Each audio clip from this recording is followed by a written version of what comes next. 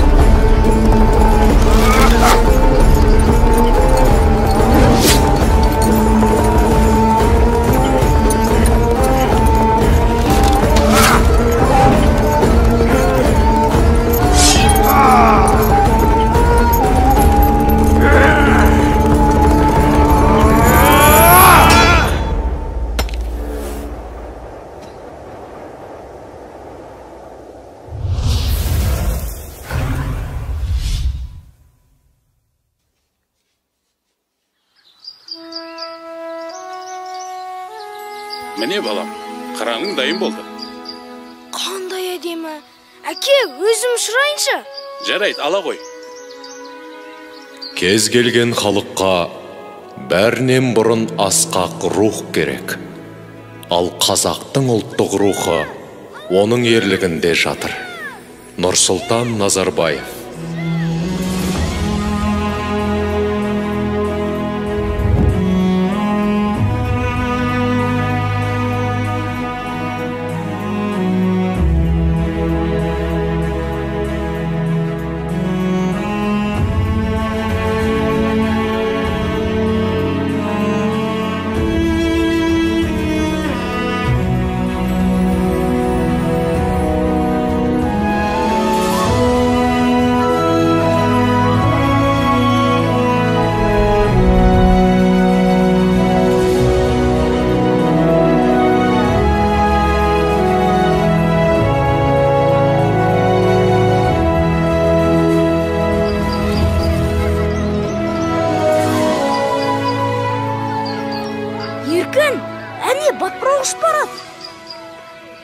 Ал мен алтын кездік тауып алдым. Қане, бері тұршы көрейін. Жоқ, бұл менікі. Қызғаншақ, бермеймін. Бұны мен таптым. Бер дедім мен саған. Сенікі емес. Бұл не жарық? Жаңа кездік қайда? Міне қызық, қайда жоғалып кетті? Төртеу түгел болса төбедегі келет, алтау ала болса ауыздағы кетет деген осы. Бекер таластыңдар. Ата, жаңа ғана мына ескерткіш нұр шашқандай болды. Байқамадыңыз ба? Сонда бұл кісілер кімдер? Балалар, бұл қазақ мемлекетінің негізін қалаған, ұлтымыздың әділетті де батыр хандары, Керей мен Жәнібек. Ата, олар жөнінде айтып беріңізші. Жарайды айтайын. Сонау 15 ғасырдың басында Алтын Орда адырап, бір бөлігін Жошының ұрпақтары билеп тұрды. Благодарствуем вам, Барак-хан. Мы передадим ваше послание нашему князю. Сіздің жолдауыңызды жеткіземін дейді, хан ием.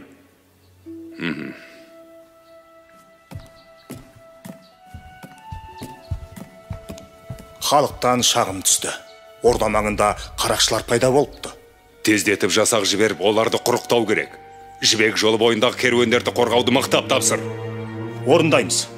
Мәртебелі хан ием, ұлы ұстаз шұғыл хабармен қабылдауыңызды сұрайды. Кірсін. Хан ием, аспан әлемінен үрейлі хабар әкелдім. Айта бер, ұстаз. 77 жылда бір келетін құйрықты жұлдыз көрінді. Ол жер бетіне әсер етпей қоймайды. Қара күштер оянуы мүмкін. Сақтық жасаңыз. Болады. Бауырым, ру басыларын таңбалы тасқа жина. Бірлігімізді бекемдеп алатын кез келді. Керей мен Жәнібекте барсын. Қазірден бастап ел өміріне араласа берсін. Орындаймыз. Ой, осы тас атудан жалықтым. Соны айтса шыдамым таусылды. Бұған не дейсің, Жәнібек? Сол да сөз бе, Керей? Көрдің бе? Мен саған одан зорын көрсетейін. Үлкен құмыраға қараш. Кәне?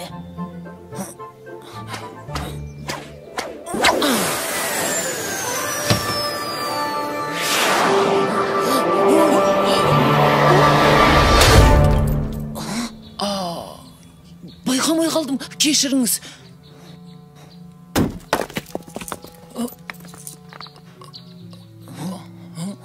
Батыр аға, сақпан атуды, сойылдасуды үйреттіңіз. Енді қылыштасуды үйренсек? Алдымен атуды үйреніңдер. Біз садақ тартып нысанаға тигізуді білеміз. Қалай? Ол қозғалмайтын нәрсе. Сендер қашқанға тигізіп, атқаннан бұлтаруды үйреніңдер. Сонда тышқан атамыз ба? Барақ хан таңбалы тастың басына жиналуды тапсырды.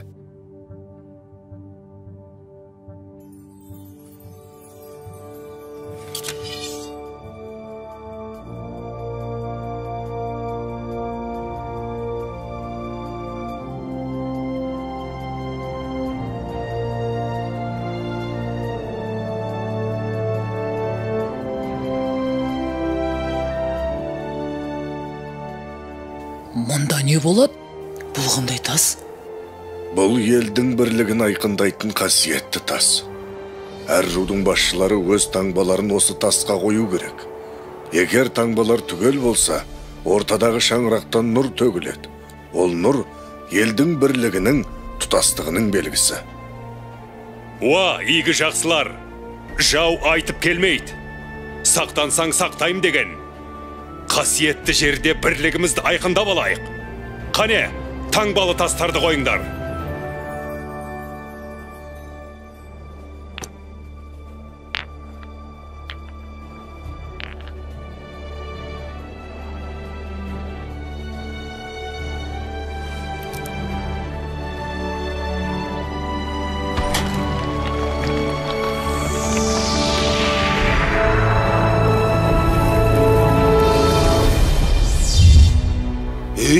Неге нұр төгілмеді? Қарабектің таңбасы қойылмады.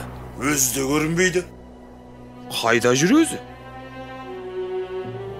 Болат Сұлтан, сен не дейсің? Ол неге келмеген? Хан ием, Қарабектің келмегені ел бірлігін жақтамағаны ғой. Онсыз нес, Қарабектен ондайды күтпеген едік. Іштен шыққан жау жаман. Әйтеуір арамызға ірткі түспесін. Құйрықты жұлдыз көрінгенде қара күштер бас көтереді. Солардың ісі болмаса жарар еді. Ал біз ұрпаққа бірлікті мұра етіп қалдыруымыз керек. Онсыз болашағымыз қараңғы. Ендігі жерде бірлік үшін күресеміз. Батыр ата, енді не болады екен? Қарабек деген кім? Аттарың даяр ма? Иә, кеше ғана тайыма бас білдірдім. Енді менің тайымды үйрету керек. Барыңдар онда. Тез. Эй, Қарабек, Қарабек.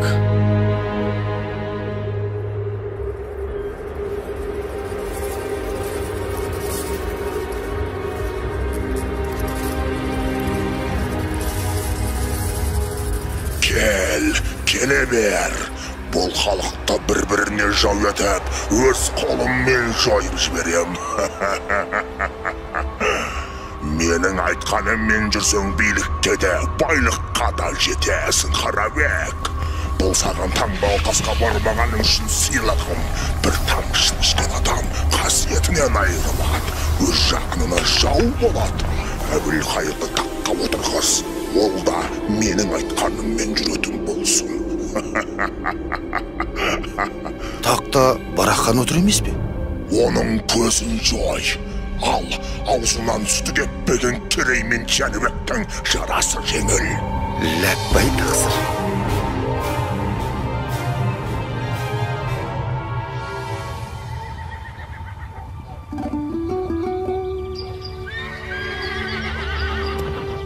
Ассаламағалейкум. Біз келдік, аға. Жақсы ат ер қанаты деген. Ал сұлтандарым, қайсың мінесің? Не бол, әлде қорқып тұрсың? Мен бе? Ешқандай да жалсам жер көтереді. Ал Ғанекей сұлтаным, тақымыңа мықты бол. Айтчу, жануар.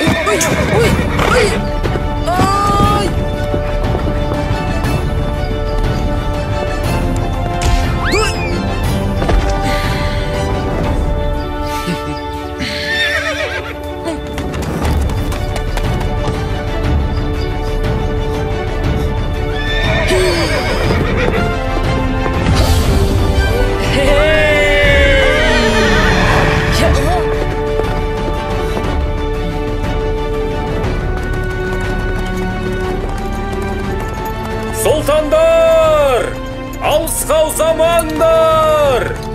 Қызылжар жақта қарақшылар болуы мүмкін!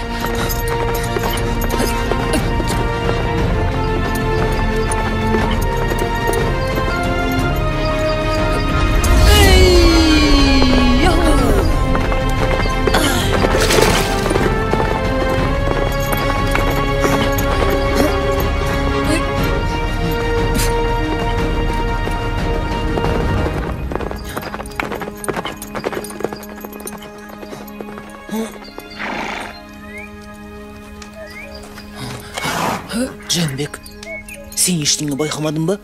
Жоқ аға. Тымыз ап кеттік ау деймін. Жаңа жылқышаға қарақшылар туралы айтқан еді. Қарақшы? Мен өмірде қарақшыларды көрмеппін. Әне, анда біреулер бар сияқты. Керей, өтінемін көрейікші. Жарайды. Бірақ көреміз де қайтамыз. Әттен қаруымыз жоқ. Менде сақпаң бар.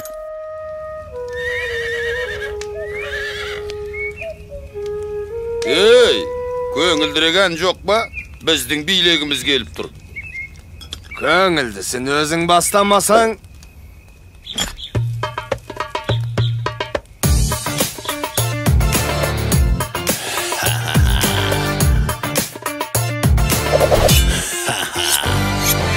Еркін дала еркесеміз, біз қарақшы біліп қой. Қайда жүрсек қарнымыз тоқ, күнде думан, күнде той. Басқаларша еңбек етіп, бел ауыртып жатпаймыз. Шарап ішіп шалқып тасып, біздің өмір қызық қой. Керуендер өтіп берсін жібек жолы бойында. Керуен басы береріңді өз еркіңмен дайында. Күміс теңге жібек мата бола берсін бәрібір. Аңыз етіп ел айтады, ертең біздер жайында. Қорқытамыз, тонаймыз, босалаймыз оңаймыз. Алтын күміс теңгелерді сыңғырлатып сарғаймыз. Саудагерді қанаймыз, асырлаша талаймыз. Оңай олжа келіп тұрса қорғаламыз қалаймыз. Қарақшымыз қаталмыз, ел тонаймыз далада. Шын болады біз дегенде қарияда балада. Ұрлық түбі қорлық деген дана сөз бар халықта. Кім айтса да тауып айтқан түйіп алшы санаңа. Ей, мынау қайдан шықты? Сайтан емес пе өзі? Кімсің ей? Сендер қоршаудасыңдар. Тұтқындарды босатыңдар. Қоршауда дейді? Ешкім жоқ қой. Оны немен дәлелдейсің? Ей, бұл қалай болды? Тағы дәлел керек пе? Қай жерден атылды? Білмеймін, байқамадым. Абай болыңдар.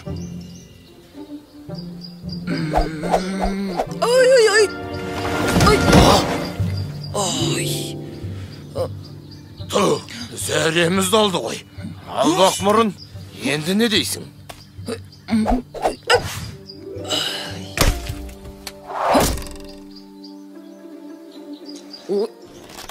Қаш, Жәнібек, қаш! Қаш! Өшірініңді! Деген жоқ. Қазір мен оның әкесін танытайын. Тапқан екенсің ойнайтын адамды. Сталдың ба? Мен саған тас атқанды көрсетейін.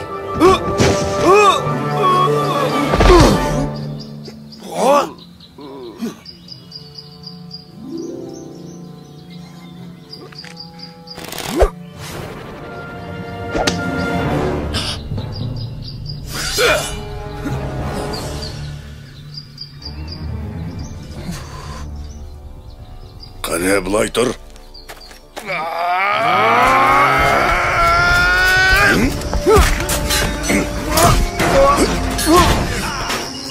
Алысқа замаңдар дегенім қайда? Біз тай үйретіп. Құрай қайдан ештеңе шықпайды. Керей, тұтқындарды босат. Қазір. Айғайлама дедім ғой. Құлақты жарасың.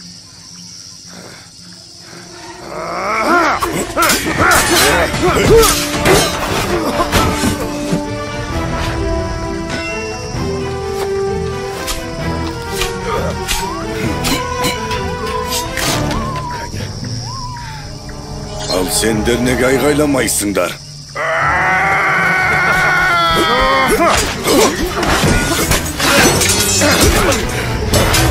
Болды, берліңдер. Мәсіған. Мен құмырашы шебермін. Заттарымызды саудалауға келе жатқанбыз. Қарақшылар қапыда бас. Қай шақардан боласыңдар? Отырарданбыз. Рахмет, балалар. Сендер болмағанда не болар еді? Мен... Бұл Жәнібек, ал мен Кереймін. Мен Айшамын. Ал мынау сендерге естелік болсын.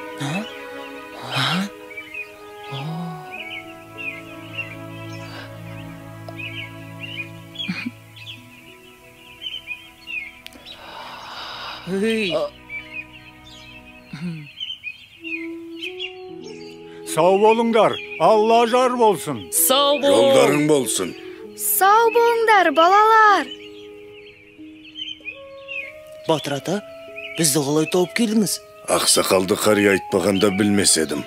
Ол қандай қария? Мен оны көрдім. Бір Алла сақтады. Қарақшылар жазым етсе не болар еді? Түсіндік, Батыр ата. Жарайды, енді мұндай қайталанбасын. Батыр ата, бізге көрінген Қыдыр ата емес пе? Әбден мүмкін.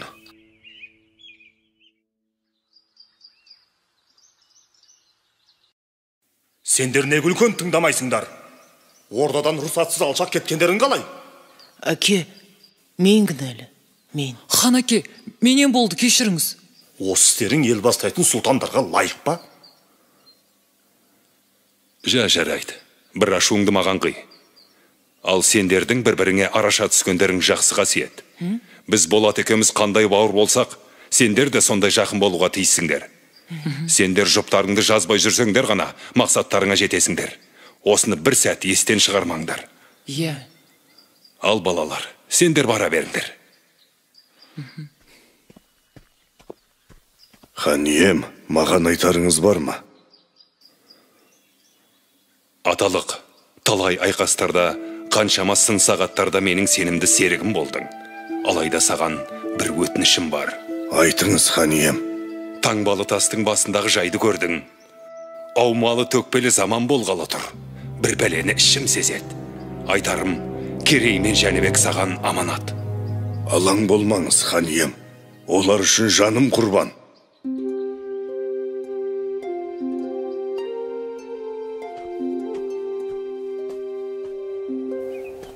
Бүгінгі жаттығуда не істейді екенбіз? Тағы да сақпан атпасақ болғаны. Батыр ата, өткендегі қашқанға тигізіп атқаннан бұлтару дегеніңізді түсінбедік. Қорамсаларыңды алыңдар.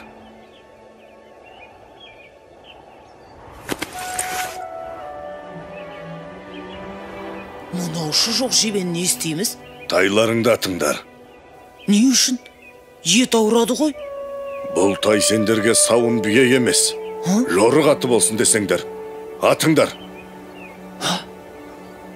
Атыңдар.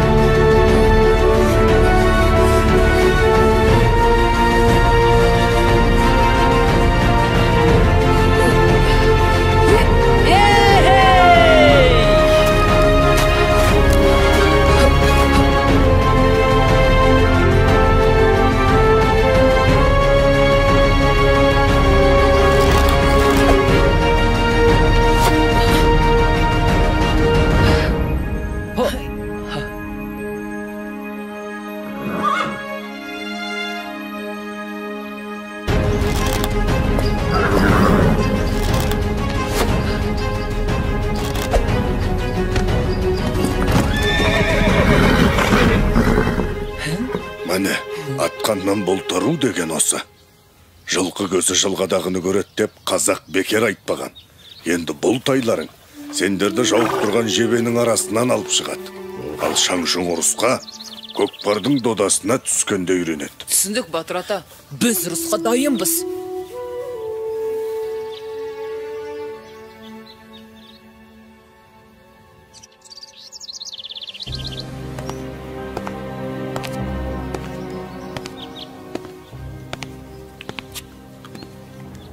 Мырза, мұнда жай жүрсіз бе?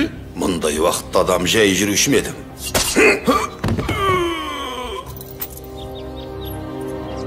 Мынау Қарабек емес пе? Мен сендерге бостандық сыйлайым, бірақ оның өтеуі бар. Не істеу керек? Әйтсе де сендер үшін түк емес. Қысқасы, таңертең барақ хан Моғолстан ханы Есенбұғаға қонаққа барады.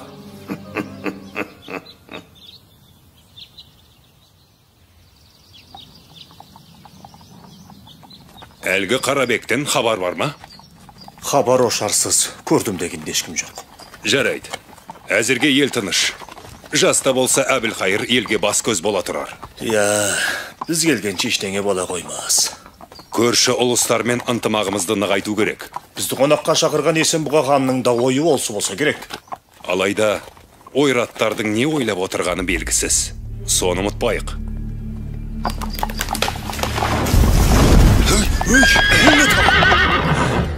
Ханем, абайлаңыз! Ханда! Қалқандарыңмен шатыр құрыңдар! Тезіре! Ауырым!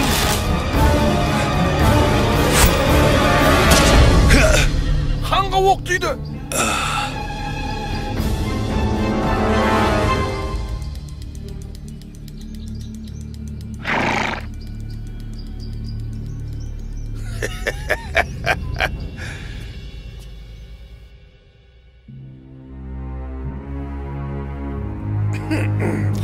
Әбілқайыр сұлтанның дастарханынан дәм тату біз үшін үлкен мәртебе. Қарабек, дәстүрді бұза алмайым. Қонақ болсаң отыр. Қаралы хабар естіп, қабырғам қайысып отырған аздай. Сен не бетіңмен келіп отырсың? Таңбалы тастағы таңбаңның жоғын қалай түсіндіресің? Түсіндірейін, сұлтан. Барақ хан өлді. Болат сұлтан ауыр жаралы. Ендігі тақ сіздікі? Ей, Қарабек, сен сатқындығыңмен қоймай мені азғырайын дедің бе? Сұлтаным, ас иесі мен дәмді. Меніке жай ақыл ғана. Әттен қонағымсың. Әйтпесе басыңды алар едім. Сабыр сақтаңыз. Ертең сіз хан болғанда, менің басым сізге керек болады. Хан болып ел басқару оңай дейсің бе?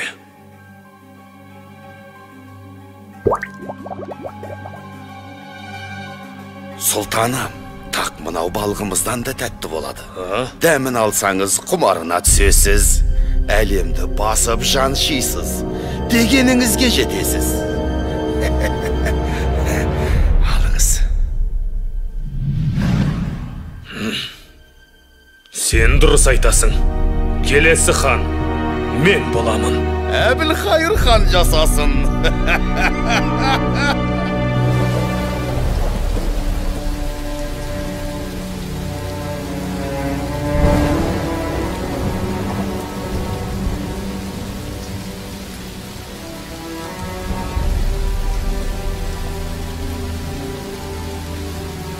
Жәнібек, қайғыңа ортақпын. Әкеңнің орнын ешкім толтыра алмайтыны белгілі ғой. Бірақ біз сенімен біргеміз. Бұл опасыздардың ісі бір ұшы сендерге тимес екен.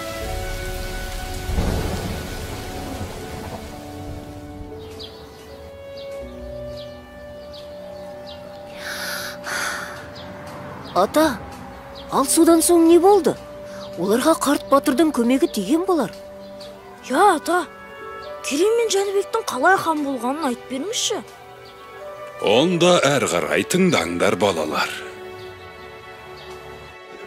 Әбілқайыр салған салық мөлшері халыққа ауыр тиіп, ханға деген ел наразылығы күннен күнге күшейе түсті. Елдің қасіретін көріп, Керей мен Жәнібек те ер жетті.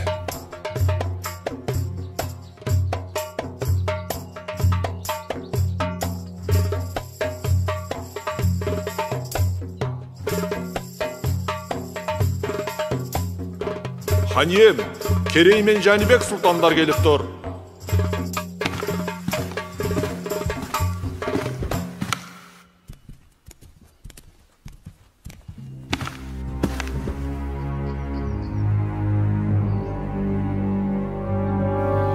Иә, сөйле, Керей. Ел еңсесі езіліп, ынтымағы дырап жатқанда, думандатып жатқандарыңызға жол болсын. Немеле, қарағалық қайғырды екен деп, хан қара жамылу керек беді? Ұсақ түйекпен ханның мазасын алмай, келген шаруаларыңды айтыңдар. Хан үшін халықтың мұңа ұсақ түйек емес, ең маңызды мәселе болар.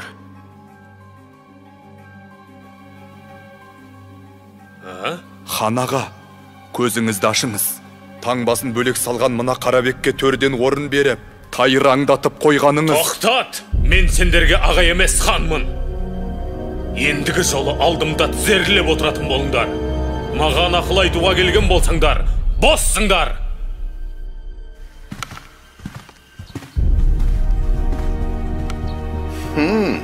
Өлтірік өсіп бөрі болды. Бүгін азуын көрсетті. Ертең сізге де шабат. Қапы қалмаңыз. Олай болса, тірсегін қи олардың. Құп тақсыр. Оларды аңға шығып, сейіл құруға шақырыңыз. Ар жағын өзім жайғастырам. Әбілқайыр хан сендерді не үшін аңға шақырды екен? Соны түсінбедім. Түсінбейтін несі бар? Өткендегі әңгімені жуып шаймақ болар. Қазір саят құрып көңіл көтеретін кез емес. Иә, мүмкін оңашада айтар әңгімесі бар шығар. Әйтеуір сақ болайық. Шоу жануар.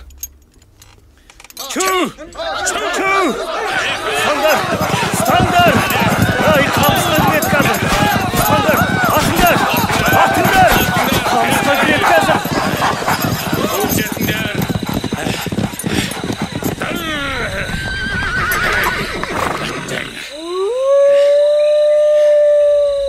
Ал сұлтандарым, қанжығасы майланған бірінші адамға алтын зерлі қасқыр ішік жабылады. Бәрекелді! Ханның жомарттығына разымыз. Ал, қамыс ішіне кім кіреді? Мен кіремін. Мен де әзірмін. Сендердің өжет екендеріңе күмәнім жоқ. Алайда сақ болғайсыңдар.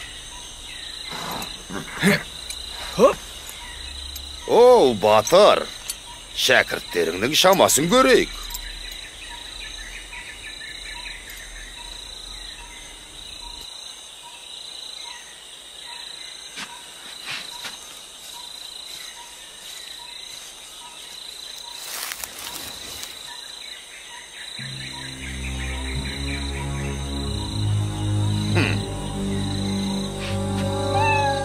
Ал, бара ғой.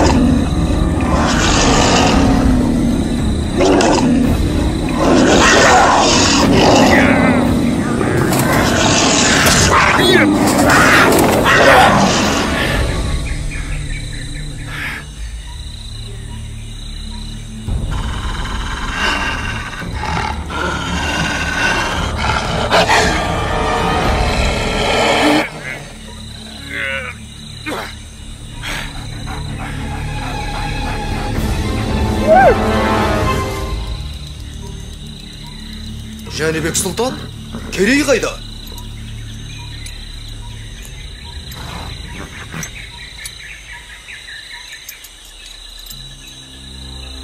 Қап, болмады. Жәнібек сұлтан жасасын. Жаса, Керей сұлтан. Сұлтандар ерледі. Олардың батыр болып өскенін көрдің ғой. Қалайда көздерін құрту керек. Иә, олардың батырлығы сорымыз. Көздегені тағыңыз. Ендеше, тездетіп амалын тап. Орындалады тақсыр. Хан ием, Ойрат ордасынан елші келді. Әбілқайыр хан, қонтайшымыз саған дұғай сәлем айтты. Бұдан былай, Ойратқа салық төлейсің.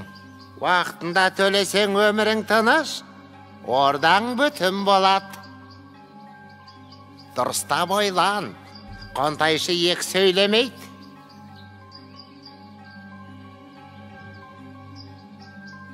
Жетпегені осы еді. Енді не дейсің? Салықты халық төлейді. Сіздің неңіз кетеді? Елді езіп ұстасаңыз ғана бас еді.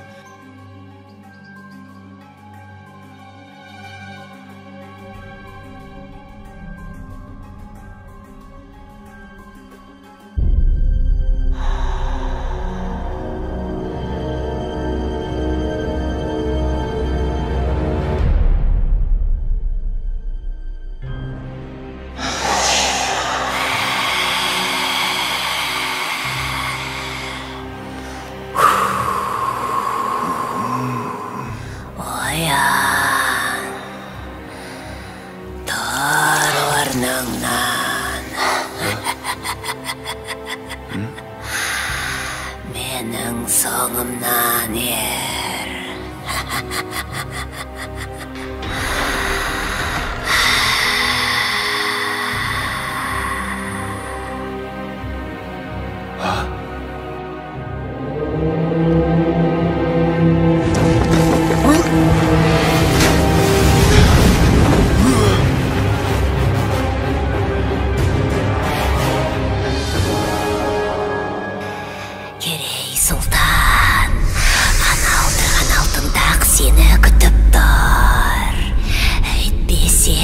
Жәнібектің де көздегені солтақ, Керейдің де көздегені солтақ.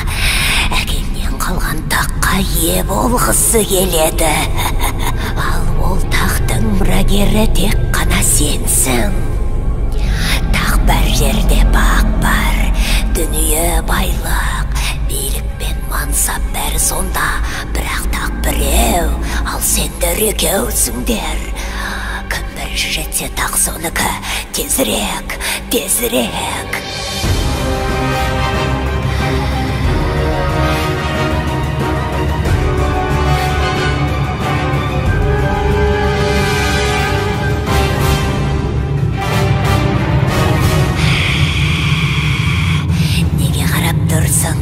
Өлтір оны. Әйтпесе қазір сені өлтіреді. Өлтір!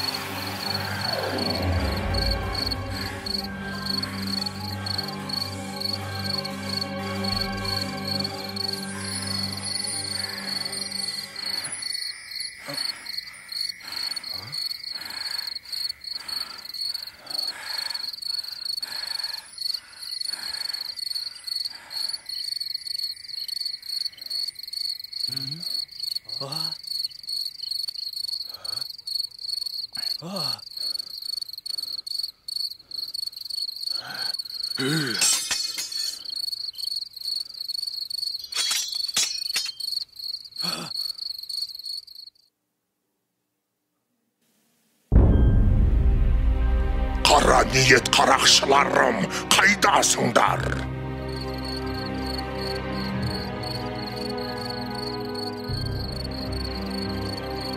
Бұлар баяғы қарақшылар емес пе? Иә, дәл таптың, сұлтан. Сендердің кесірлеріңнен біз тарға басқа қамалып қорлық көрдік. Ал енді сен де біліп ал, Жәнібек сұлтан. Сенің әкеңе қадалған жебе менікі. Немене? Енді сендер де осы жерден тірі шықпайсыңдар. Ах, қанішер жауыздар! Жәнібек!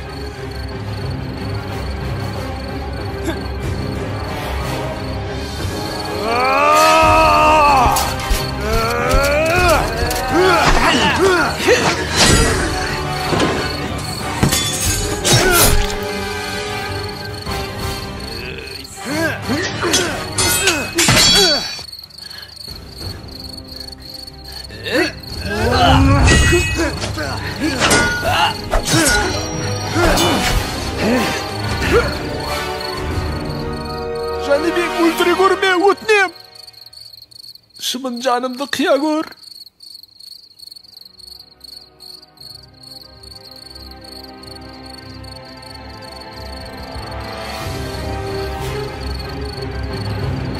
Жәнібек, байқа!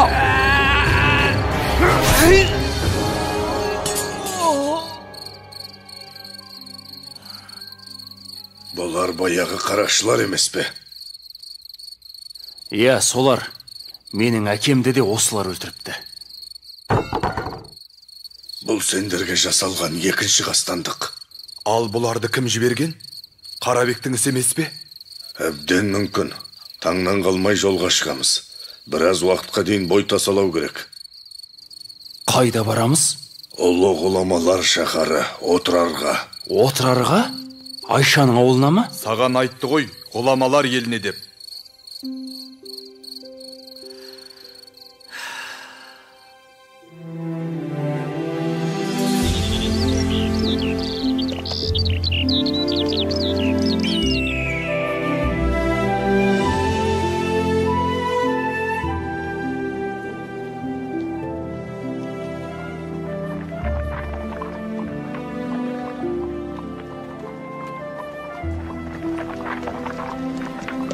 Ассалаумағалейкум, ақсақал. Уағалейкум ассалам. Көш көрікті болсын. Ей, балам, несін айтайын. Бұл елден береке кеткелі қашан. Ханымыз адам танымастай өзгерді. Ауыр салықты көтер алмай көшіп барамыз. Әттең қолымыз қысқа.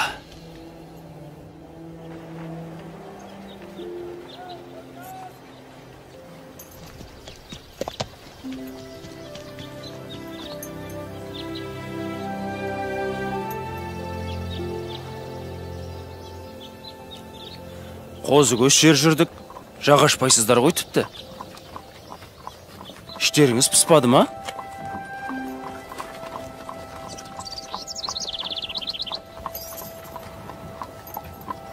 Батыр ата, отырар әлі алыс па? Олай болса мен сіздерге ән айтып берейін. Жол қысқарсын.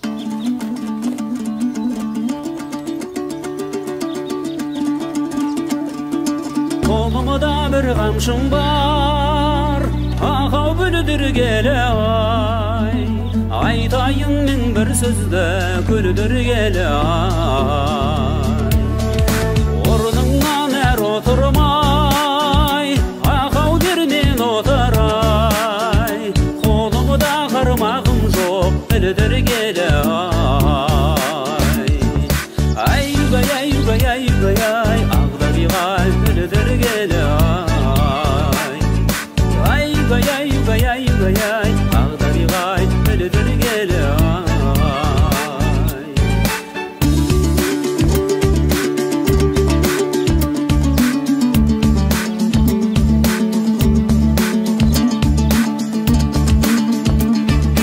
Қолымда бір қамшым бар, ақау бұнақтаған ай.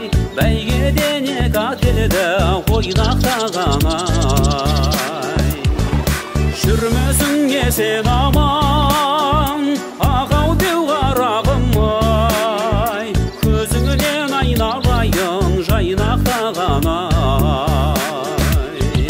Ай-югай, ай-югай, ай-югай, ағдабиғай ойнақтаған ай. Ай-югай, ай-югай, ай-югай, ағдабиғай ойнақтаған ай.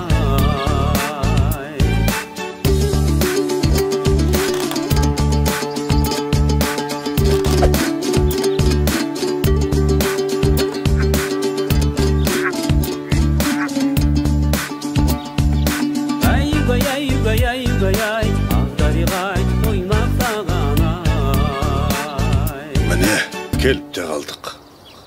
Отырар ғажап қала екен. Көгілдір күмбездері қандай.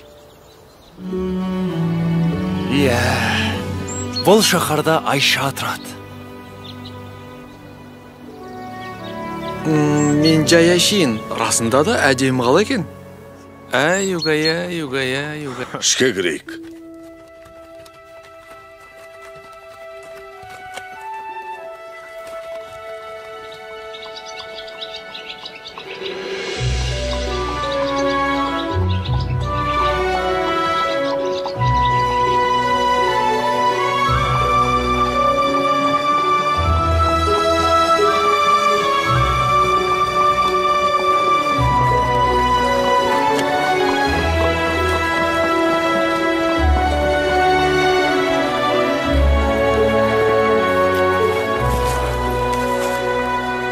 Батыр ата, мына белгіні сіздің қылышыңыздан көргенбіз.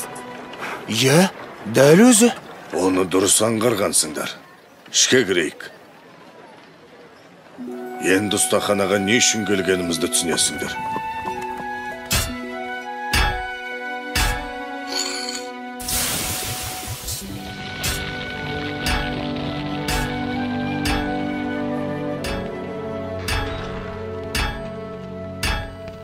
Амансың ба, қандыбалақ досым? Армысың, батырам. Ат көлік аман келіп жеттіңдер ме? Аллаға шүкір сапарымыз сәтті болды. Ал өзің қалайсың? Қартайып қар ұстауға жарамай қалған жоқсың ба? Жоға, о не дегенің?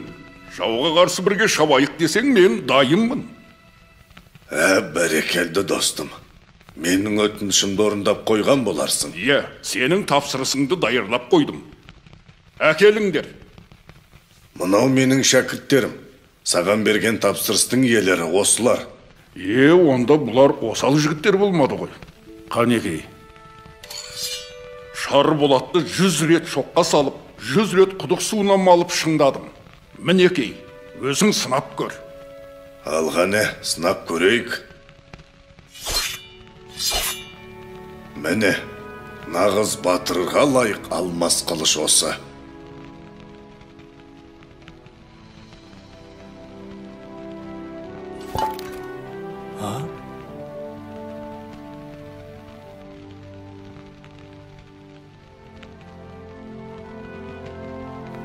Сіздерге рахмет.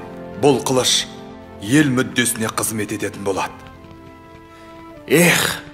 Жаумен бетпе-бет келсем ғой, жайратып салатын. Ол күнде алыс емес, бірақ күш пен қарудан маңызды нәрсе бар. Енді сендерге соны үйрену керек. Біз қашанғы үйрене береміз? Ержеттік емес пе? Құдай қаласа сендер келешекте ел бастап халық қамын жейтін азамат боласыңдар. Дана, кемеңгер адам ғана елін әділ басқарып дегеніне жеткізеді. Ол үшін білім керек, қараңдаршы. Олы дала төсіндегі мына шаһар әлемге әйгілі қаншама даналарды шығарды. Таңертең сол білім ордасына барамыз.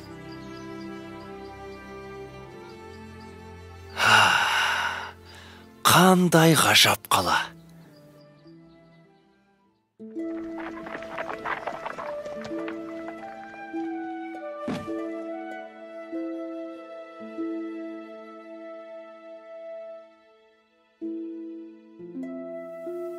Ассалаумағалейкум, ұстаз.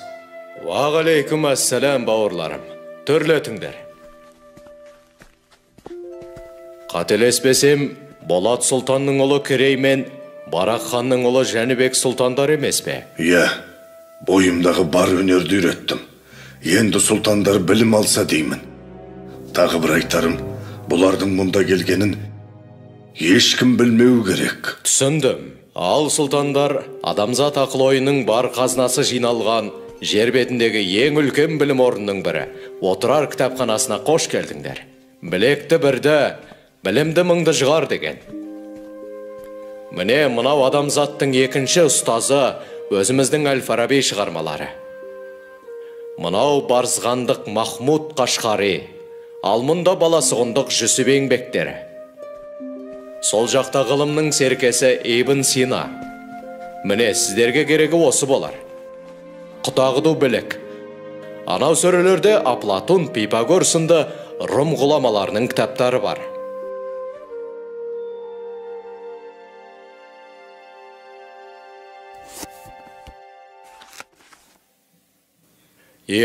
Бұл шығыстың шайыры Омар Хайям. Бірақ бұл кітапты оқу саған әлі ертелеу болады. Мұнау не өзі?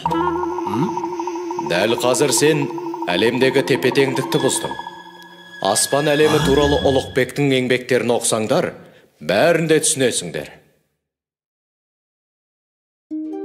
Ал жерге жақындап келе жатқан құйрықты жұлдыздың бетін қайтару туралы бұл кітаптарда ештеңе жазылмаған ба?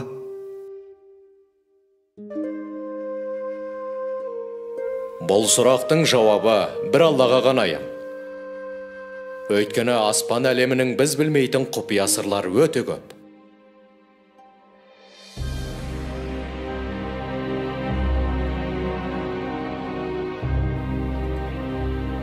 Айтқаныңды орындадым, әміршім. Елдің бірлігін жойып, берекесін кетірдім. Орданың шаңырағы шайқалып тұр. Сен Керей мен Жәнібектен көз жазып қалдың. Оларды қайткенде де табу керек. Сол екеуін қолдайтын бір күш бар екен анық. Түсіндім. Жер астына кіріп кетсе де табамын.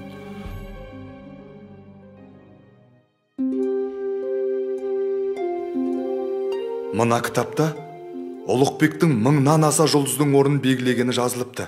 Және ол Әбу Насыр Әл-Фараби бабамыздың еңбегіне көп сүйенген екен. Ол кісілерде көп ғылымды игеру қайда?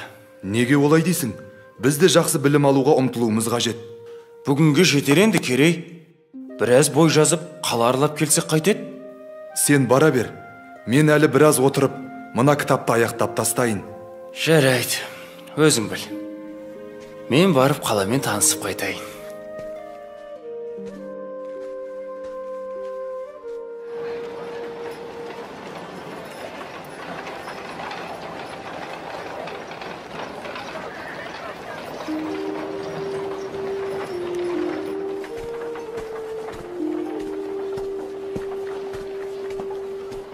Амансыз ба, бейтаныс ару? Кешіріңіз, сіз құмыра жасайтын шеберхананың қайда екенін білесіз бе? Білемін, бірақ есіме түспей тұрғаны. Мүмкін бір зат сатып алсаңыз, есіме түсіп қалар. Олай болса, мен сіздің мына гүліңізді алайын. Бұл гүл жарайды, сізге берейін.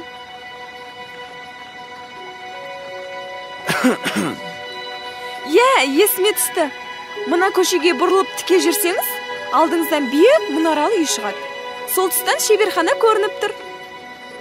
Рахмет сізге. Келіп тұрыңыз, мырза.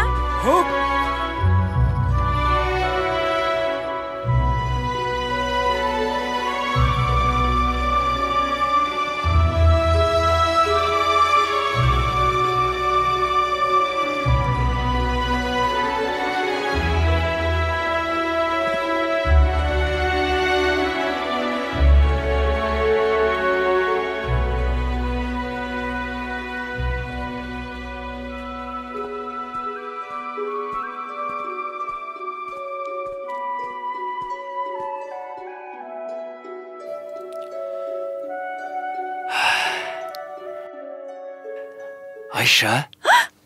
Бұл кім өзі? Жігітім, жайма?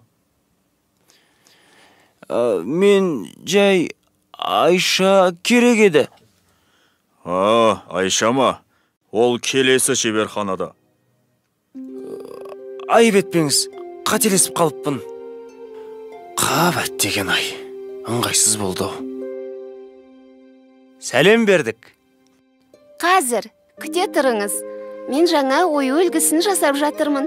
Бұлай, енді бұлай. Міне, дайын болды. Айша, мен... Әкеліңіз.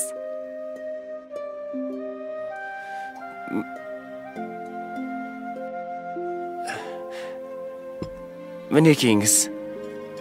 Иә, бұл құмыра 6 жыл бұрын менің шеберханамда жасалған.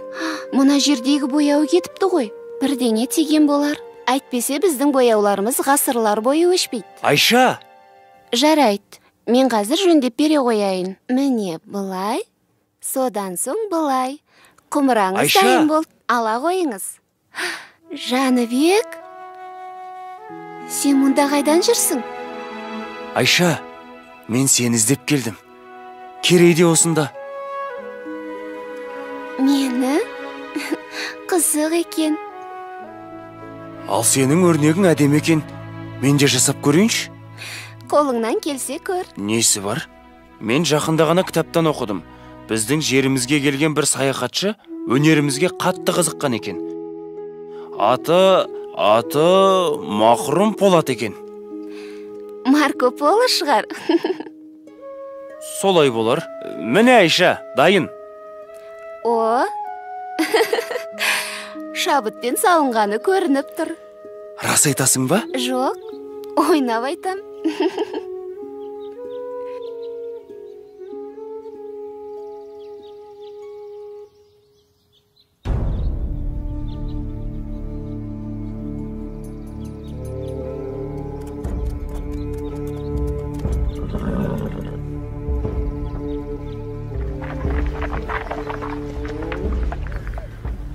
Бұлар кімдер екен? Олар ойраттар. Халықтан жиған олжасын алып барады. Ойраттар бізді қашанғы қанайды. Оларды орнына қоятын кез келген сияқты.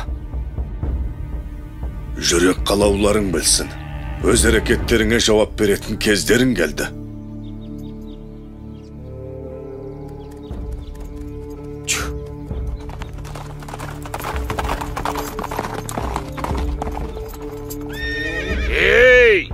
Біздің жолымызды бөгейтіндей сендер кімсіңдер? Біз Әбілқайыр ханнан тиесілі салығымызды алып келе жатырмыз. Жолды босатыңдар. Әйтпесе!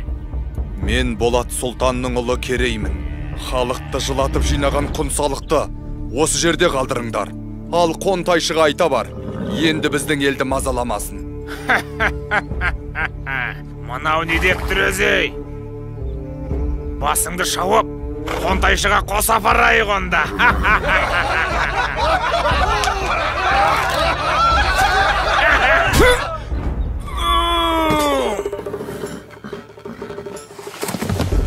Өй, не болды? Өлтірді! Кетті Керей. Шу!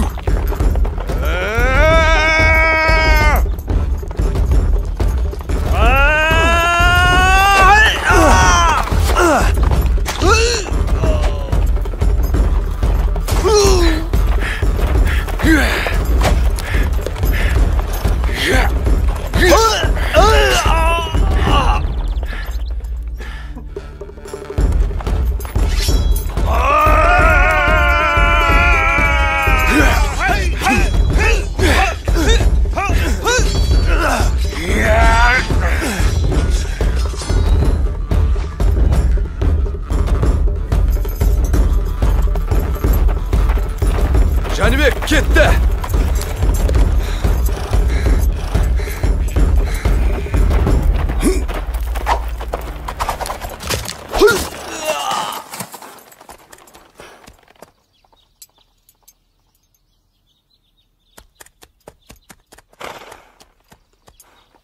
Кім екенімізді көрсеттік ау шамасы.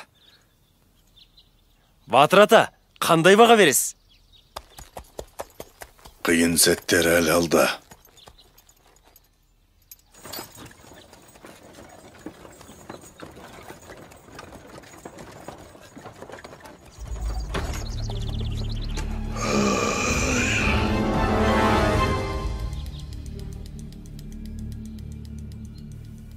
Бай болсаң елге пайдаң тейсін.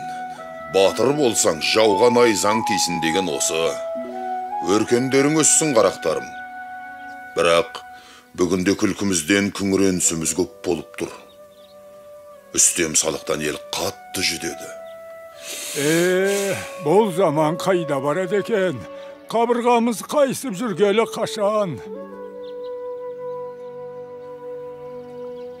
Қайда барсам, халықтың айтары осы. Түнде ұйқымыздан, күндіз күлкімізден айырып отырған бұл біздің де мұңымыз. Мына ұлы даланы мекен еткен бабаларымыздың әділдікті ту етіп, елін еркін өмірге жеткізген ерліктері тасқа қашалып жазылған. Еркін ел ғана алдына асыл арман қойып мақсатына жете алады. Бақ ынтымаққа барады екен.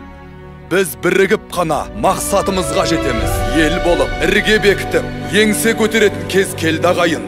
Қыр астында көз алартып жау тұр. Ұлымыз құл, қызымыз күң болмасын десек, ошағымыздың түтіні түзу шықсын десек, бес саусақ бірігіп жұмылайық. Шешу шұрсқа түсетін кез келді.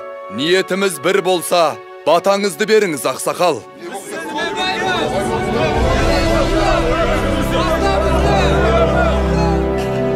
Арманың қол жетер жерде болсын, халқыңның қалауы сенде болсын. Алла жар болсын, аумин.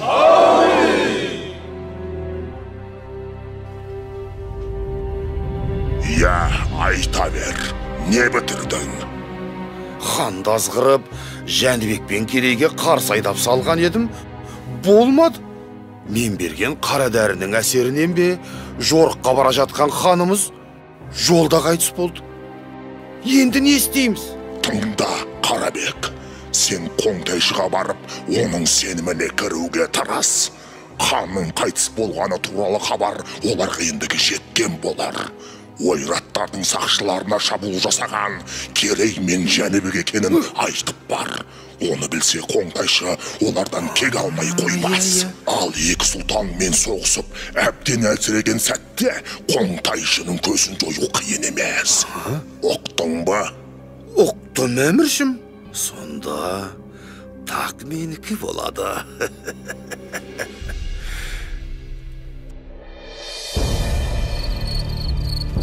Солай де, Қарабек. Ол екеуінің сонда не көздегені бар екен? Ұлы Қонтайшым, хан тағынан дәмелі Керей мен Жәнібек сұлтандар өз алдына ел болып, әскер жинап сізге қарсы тұрмақшы. Егерде сіз олардан бұрын әрекет жасасаңыз, бүкіл Дешті Қыпшақ жеріне өзіңіз ие боласыз. Жаман емес. Маған мыңбасы қара жалды шақыртындар.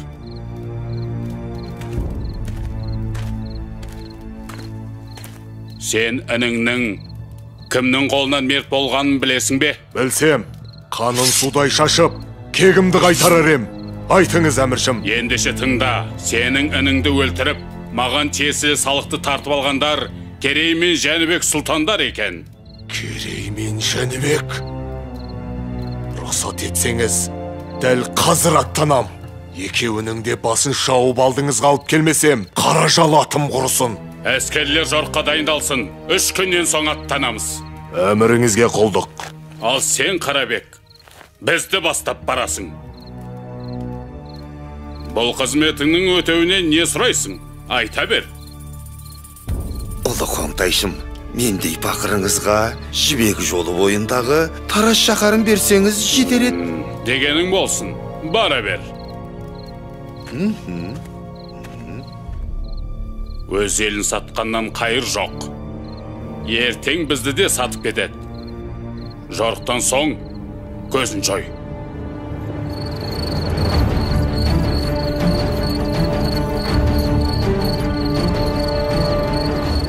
Олар жорыққа шыққалы жатыр.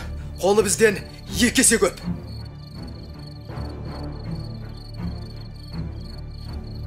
Несі бар? Әр қайсымыз 3 ойратқа татсақ, олар көп емес екен. Міне, күші басым жауды, ақылмен жеңетін кез келді. Мұндайда айла керек. Ендеше ақылымызды ортаға салайық.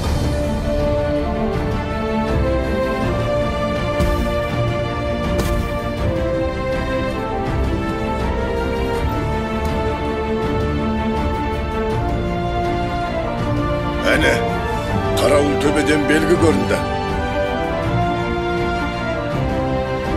Қане, атқа қонайық. Жәнібек, дабылдың белгісін бер.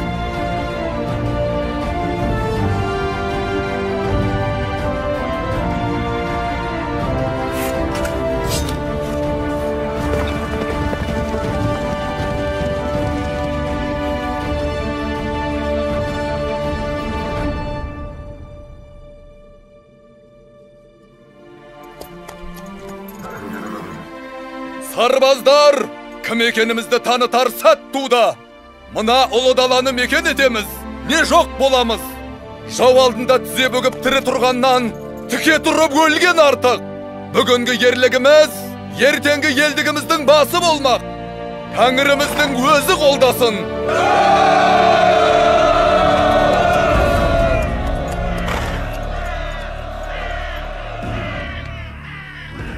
Олардың қолы қанша? Бізден 2 есе аз, әміршім. Қаражал!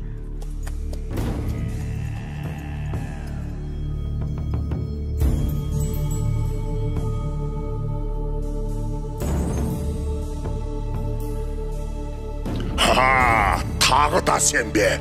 Жолымнан былай тұр. Анау құйрықты жұлдызды көрдің бе? Күш мен жақта. Бүгін сен жеңілесің. Біздің айқасымыз әлем жаратылғаннан бері ешқашан толастаған емес. Бірде сен, бірде мен жеңдім. Ол бүгін кімнің жеңетінін құдіретті күшті бір Алла біледі. Әлде сен аққа құдай шақ екенін ұмыттың ба? Мені де қолдайтын күш бар екені есіңде болсын. Барлығын жермен жексен етем, мәңгілік түн орнатам. Ей, қазақтар! Дәл осы жерде қандарыңды судай шашып, құзғын қарғаларға жем қыламыз. Батырларыңның басын найза қылып, ұлдарыңды құл, қыздарыңды күң етеміз. Керей, інімнің қаны сенің мойныңда. Қанға қан, шық жекпе-жекке.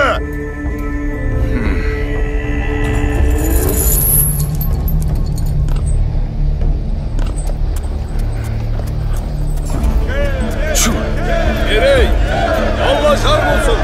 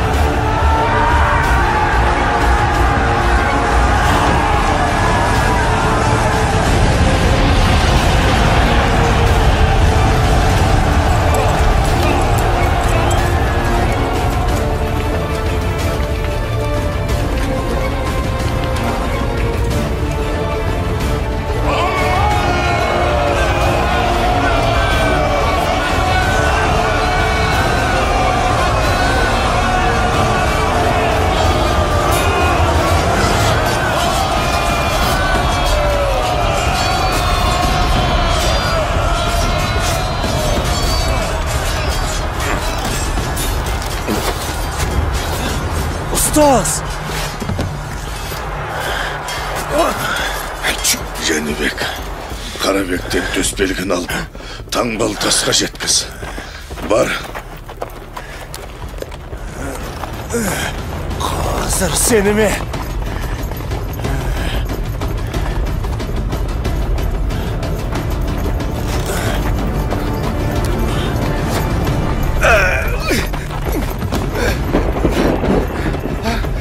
Жәнібек, кешір. Мен сенің әкеңдің сенімді серік едім ғой. Мені қара басты, мені сайтан азғырды. Тірі қалдырсаң, өмір бақи құлың боп өтем. Жәнібек, өтінем. Онда бар сол сайтаныңа.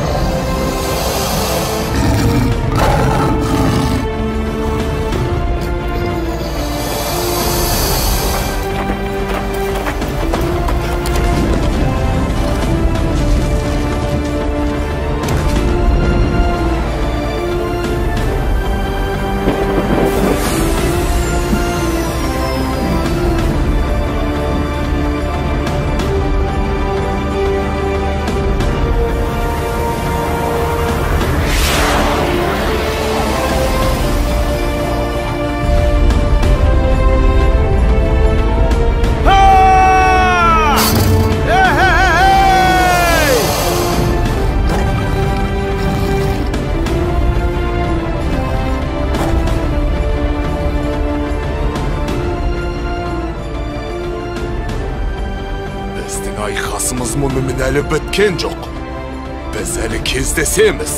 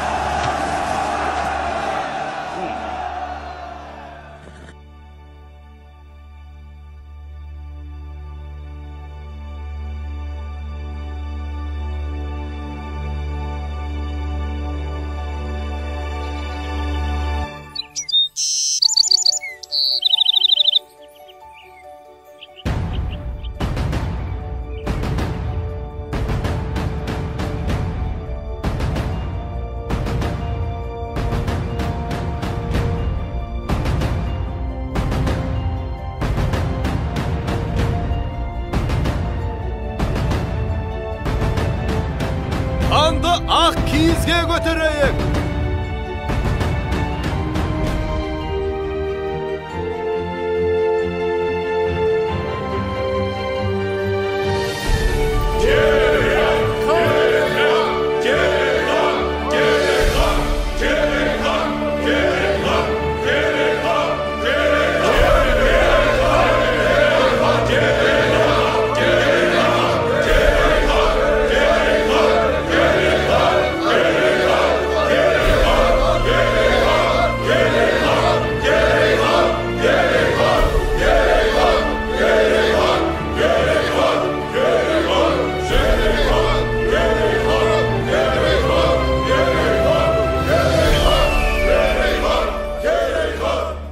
Уа халқым, біз бүгіннен бастап қазақ деген ел боламыз.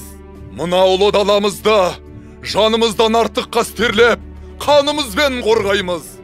Іргесі берік, туы биік бұл ел келер ұрпаққа аманат болсын. Ұлы дала елі мәңгілік болғай деп тілейік.